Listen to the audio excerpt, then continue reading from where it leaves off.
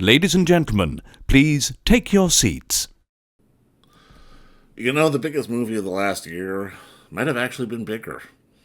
If you're within the sound of my voice, that must mean that you're in the seats with once more. As always, my name is Dave Voigt, and I'm the host of this podcast where we sit down with a wide-ranging variety of entertainment industry professionals. We talk about current projects, how they got started, and so on and so forth in a light and conversational fashion.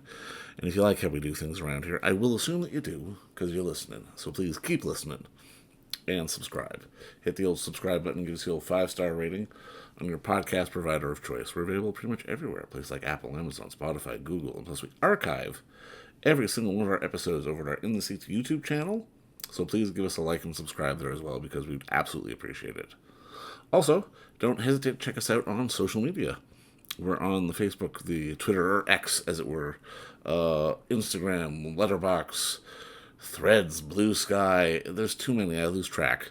But we're at In the Seats for all sorts of fun updates. And finally, and I do dare say most importantly, please pay us a visit over at In the Seats, intheseats.ca, for all the latest and greatest in the world of film, television, basically the moving image at large. Because guess what? If we live to watch it and write about it and talk about it, we love it all that much more when you come by and read about it and listen about it. So please do us that ultimate kindness. Come on by and pay us a visit. On this episode, we got a big one. We're diving into the world of Avatar, Fire and Ash, as we're talking to the one and only Simon Franglen, who is the composer of the score for the film and many other projects. I mean, we talk about that and working with James Cameron, the amount of music he actually had to write for this film, and the different projects he's been on, and just sort of the art and nature of composing for film and television. Because again, it's one of those things where when artists like this get to come onto a project at the right time, they're not just pulling music out of the air. They're composing to the images that we see on the screen, which is just makes the experience all that much more. But like I said, what he'll say about Avatar Fire and Ash is pretty amazing, and just the amount of work he had to do on it and how long he's been working on it.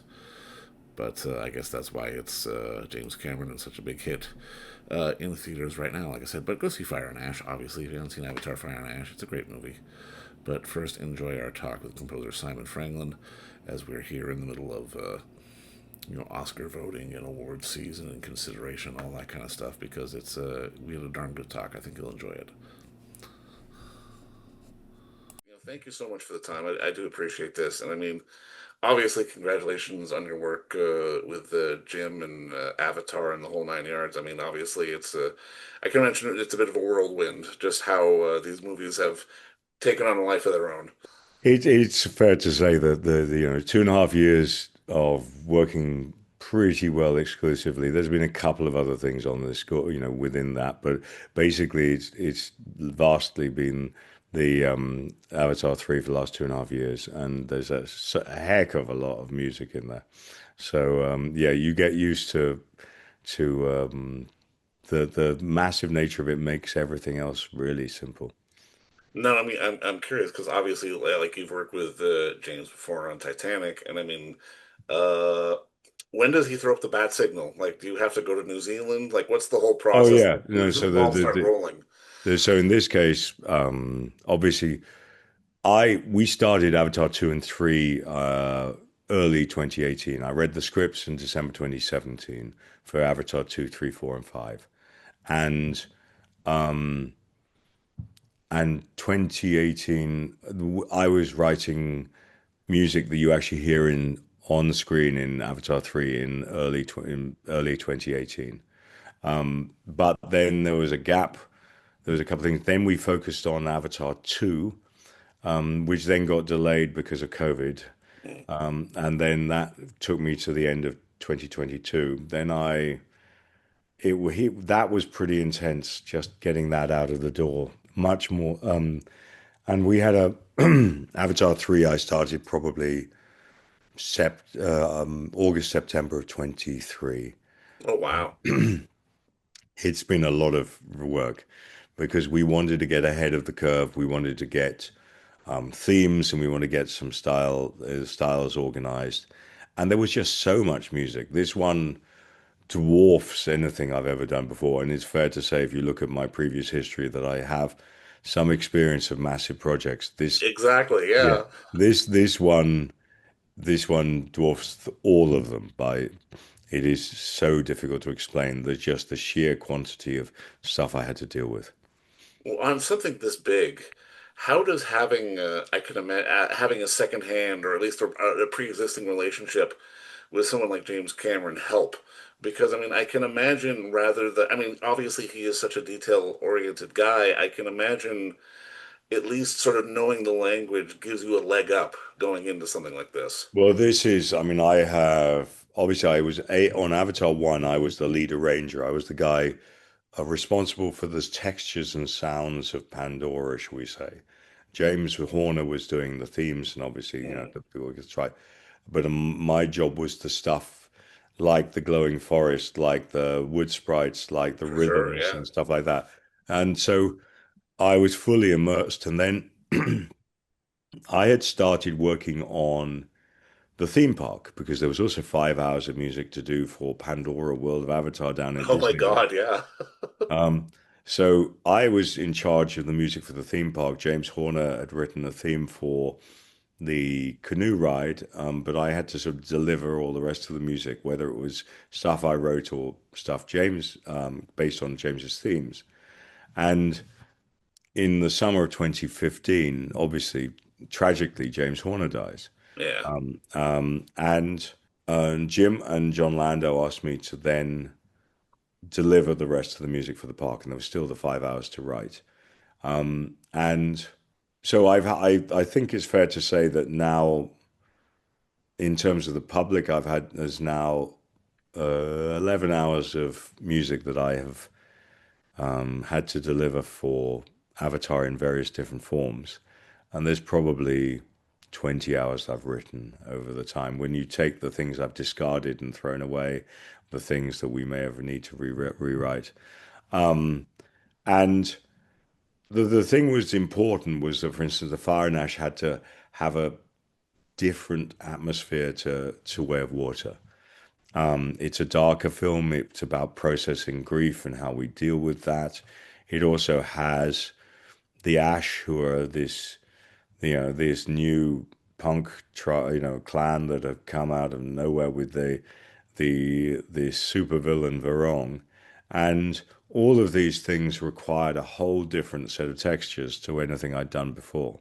Well, and I mean, not only that, I mean, it's interesting to me because obviously in this third film, like you say, it's adding a different edge to it on top of something that's kind of already existed, and I Yeah. mean, it's giving us sort of a different, I guess, angle on sort of the sound of Pandora. And I mean, for you, uh, how do you? I mean, I guess the right way to word this is like, how do you build out on sound?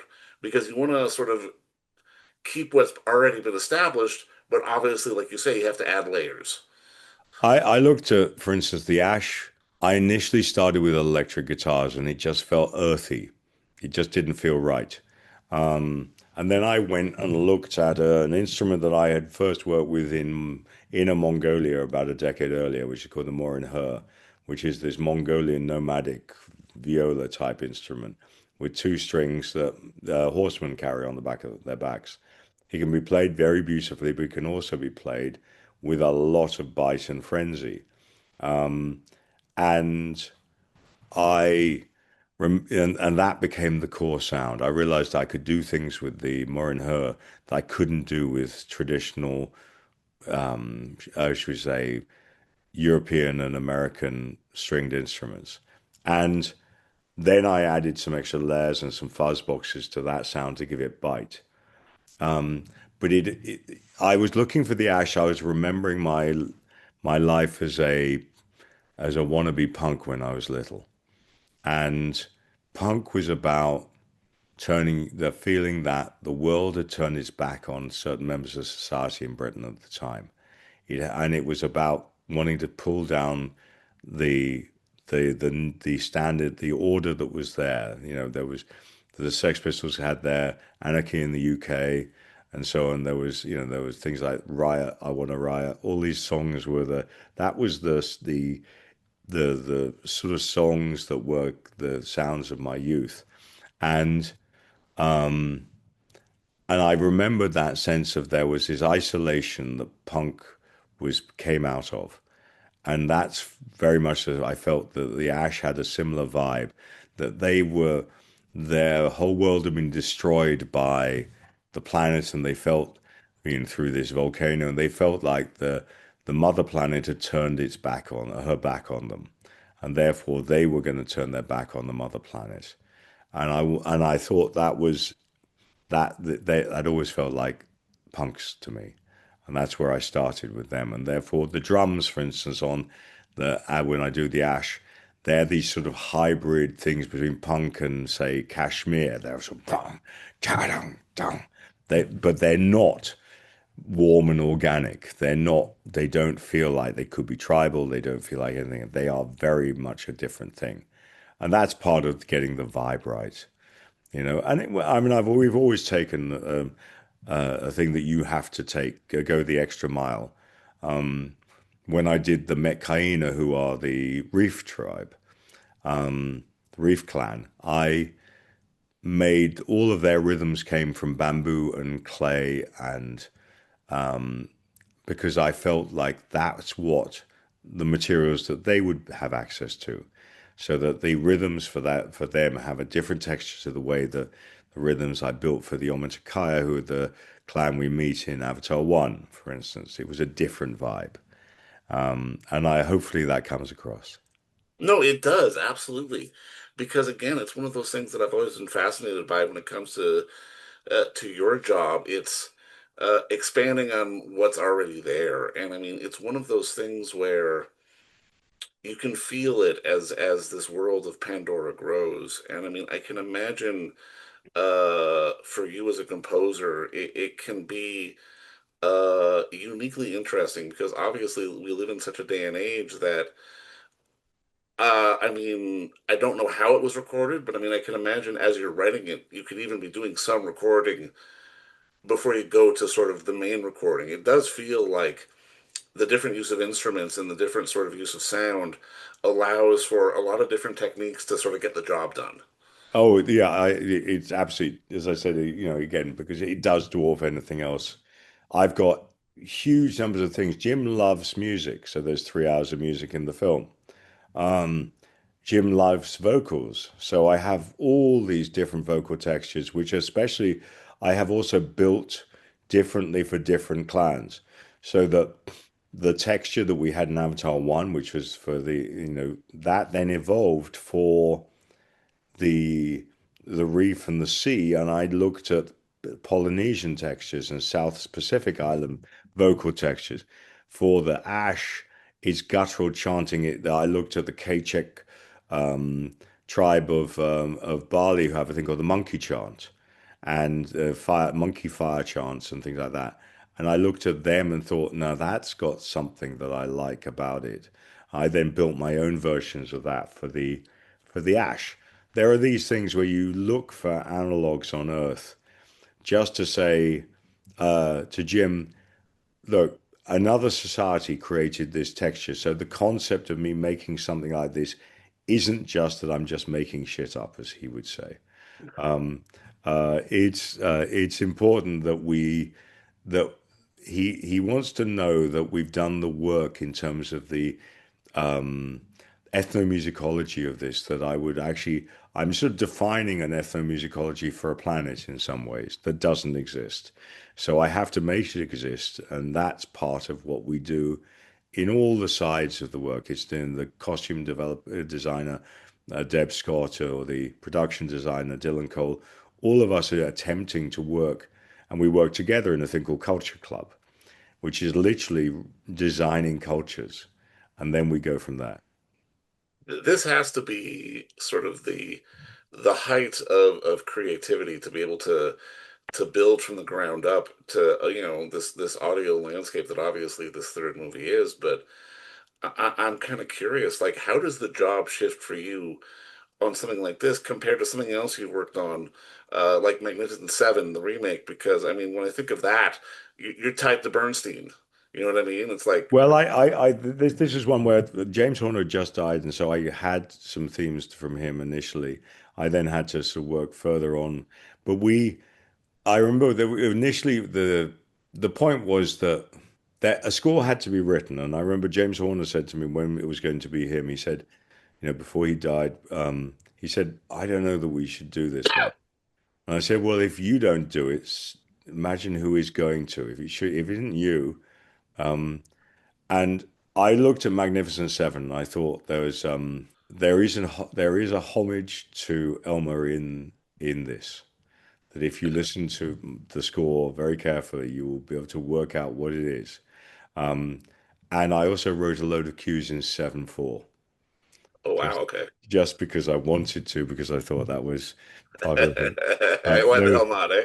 yeah, and but if you listen very carefully in the background of some of the cues, you will hear as Yeah. a rhythmic approach, bum bum ba dum bum ba da da dum, and so on. And so I would do it in claps, and I did it things like that. These are things you do to amuse yourself, Of course, yeah. because as far as I'm concerned, Elmer is one of the absolute, the legend. You take the opening of The Great Escape is one of the great Oh my pieces of God, film. yeah. He's one of the great pieces of film music of all time. People think it's really simple, and then you listen to it and go, God, what he managed to do in that, and some of the work, and you would see these subtle things where he changed the orchestration, where he put wrong notes in the trombones on purpose, and you can hear them, and they just give it this edge, and then these incredible key changes. But even things like Animal House, you take Elmer's score for Animal House, he takes it. The reason it works is because he treats it absolutely seriously. And that works brilliantly against what you have. But then you take his To Kill a Mockingbird, and it's an astonishing score. And so I think with things like Mag 7, what I had to do was then work out where Antoine wanted to be. And Antoine Fuqua, who was the director, Mm. this is a new film. It's got new actors. It's a slightly different story. It's got the different people. You have Denzel Washington as your lead. You have Chris Pratt, and you have Ethan Hawke, and so on. And all of these, they had a slightly different vibe, and therefore it required a different score. It not to take, it's not that it should be. You can't sit there and just repeat. You couldn't put the Elmer score on this film, because No, it wouldn't work, it yeah. wouldn't work. It was a darker. It had more edge to it, I think, Yeah. than the original. No, 100%. And I mean, it speaks to just sort of how interesting it can be. I can imagine when you're building these worlds and you're adapting from artist to artist. And I mean, you've got to work on the songs on these films as well. And I mean, I'm curious, like when you're working on with someone like Miley on the song, do you have to sort of meld Miley to the world of Pandora that you've built, or does Miley get to sort of add a little bit of input herself? Like, how does that kind of collaboration come together? Well, in this case, I had an idea for a song, which was, I was calling it "We Dream" as one. And then I think at some point, Andrew said, so I co-wrote this with Miley and Mark Ronson and Andrew Wyatt. And Andrew and Mark did things like, they've done fabulous film songs, and so on together. And they were friends. And when Jim Cameron said to me, would you think Miley would be interested? Because he had met her at a Disney Legends event. They were both inaugurated in this thing called Disney Legends. Mm. And he said, maybe one day we'll have a way of working together. And so he said to me, do you think Miley would be interested? So I contacted Andrew, Mark, phoned them up, and then spoke to Andrew about, would she be interested? And 10 minutes later, I get a text saying she's in. And the thing is, you want to do is they have to bring of themselves. And in this case, Miley had a story that I think meant that this resonated with her, in that she had lost her home in a previous fire. Mm. She remembered picking out belongings out of the ashes. And that became, I think, part of that idea lyrically behind it. You have to allow everybody to bring what makes them great to the for sure. story. And I think that then she brought this beautiful honesty and this thing, and Andrew and Mark did what they do so well. I then I started the thing, then gave it to them. Then they were working. I had to go to New Zealand to work with Jim.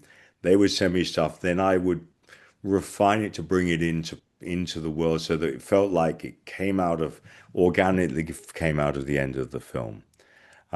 And so I'm very proud of where we are, and I think that Miley brings the right energy. She gives us something that feels where we want to be. I wanted this song to have a sense of connection, the beginning and the end of the film about connecting across time and space, and hopefully that comes across in her film, in her song. Well, I think it does, absolutely. And I mean, just to start putting a bow on this, I'm kind of curious because in the past, let's say quarter century, it really does feel like that the art of film composition has really evolved because I mean, from a traditional standpoint, when you think of film composing, you think of Elmer in the pit, you think of John Williams in the pit. But I Yeah, mean, in the reality, you could probably make a film score in the office that you're sitting in right now based on the technology that we have. yeah. How has sort of the art of film composing allowed for so many different musicians to really kind of get into the space to do these incredibly different things that are happening right now? When I started, there were probably 25 composers who did everything. Mm, Now there are hundreds of composers out there. It has become much more egalitarian. I think I think if you look at the scores that are shortlisted at the moment, I mean, my score is as far from Begonia or from Sinners or from Ludwig Sinners or from Hamlet as you can get in some ways. I would say that I had an epic I had to deal with, therefore it requires an epic score. yeah, And I hope that there is still room for an epic score in this world, something that has is based on themes and that is of this sort of scale, because you have to make scores that fit the film. And there has always been an idea of experimentation in music. You can take sort of the great scores of, like my favorite score. If I was to take one score and say this is, the score that had more influence on me, anything would be Blade Runner, the original Vangelis you're score. right, right. And that is just one guy in a room. So in some ways, I don't feel that we're that different to where Vangelis was. I think that the the difference I say is that I am not. There are a lot of scores these days that feel as if they could be rubber stamped onto any film. Right. And there's a lot of these suite type scores where the composers just write chunks of music and then hand it over and it's cut into the film. And Yeah. that's what it is. And that's not, for instance, what Jim wants. Jim wants me to write music that fits exactly each scene. And so that means I have to actually write 3 hours and 4 minutes and 16 seconds of music because that's the requirement. I don't mean phone it in but it can't be something I write a chunk of and then somebody else cuts it and makes 50 minutes out of 20 minutes that I've written. In this case, with the equivalent of four scores that I've written, four normal scores worth of music in this, everything had to be written to the picture that I'm working on.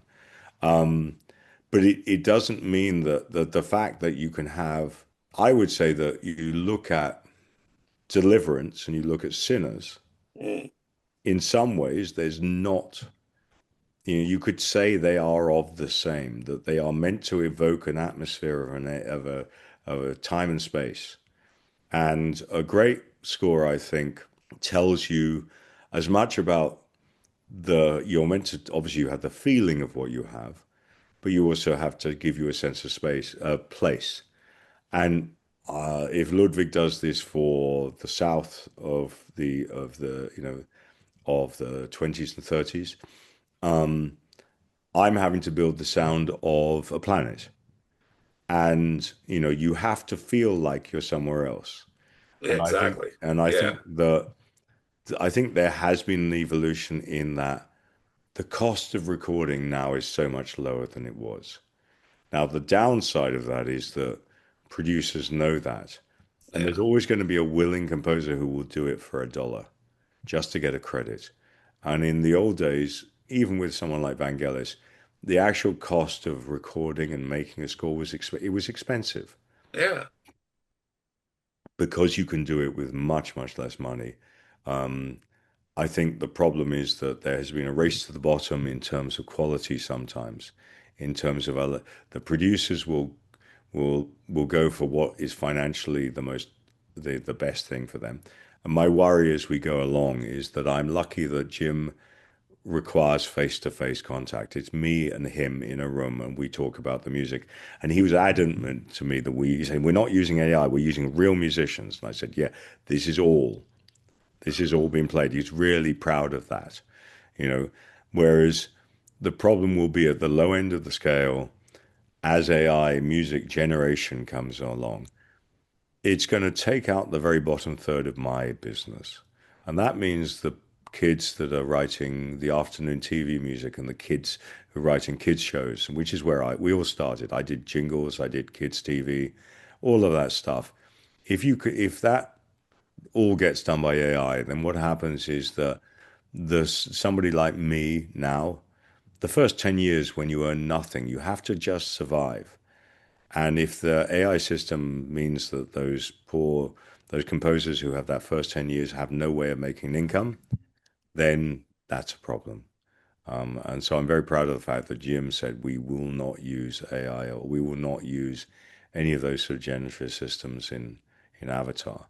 And I think you look at the great scores have an organic feel, whether it's, if you take what Jerskin Fenrichs is doing, it's not a normal score as in any way. He's obviously built something beforehand and it gets, they then Yeah. manipulate it, but at least it has an attitude, at least it has a style. I look at what the one battle after another, what Johnny Greenwood has done. Again, Yeah. I think it's a good time. I think that scoring is alive and well. I just hope it stays alive and well for a while. Well, I hope so too. And I mean, the reality is artists like you definitely, I mean, you need those jingle days to sort of evolve and learn how to get to this point. And I mean, I thank God for people like Johnny, like Hildur, like Ludwig, like you, who are really doing such fascinating work in space. And I mean, honestly, uh, I'm impressed that you wrote 20 hours of music just in and of its own. That feels like a Herculean feat, but obviously it adds such a layer to this world building of Pandora that we've all gotten wrapped up in over these years. And I mean, just again, Simon, thank you for the work and just obviously congrats on everything and thank you for the time today. I appreciate it. I hope I didn't go diverted by too much of a diatribe. It's been really exciting talking to you, David. I really enjoyed it. This is a podcast, man. We love diatribes, so Yeah. please diatribe away. But thank you again for the time, man. It, I appreciate it. it's very, very, very enjoyable. And don't forget to visit our friends over at Bay Street Video for all your DVD, Blu-ray rental, or purchasing needs this summer, as they are still open for curbside and some mailing delivery as well. Over at 1172 Bay Street, Toronto, Ontario, Canada, you can give them a call at 416-964-9088. That's 416-964-9088. Or send them an email at baystreetvideoto@gmail.com for any of your DVD and Blu-ray needs.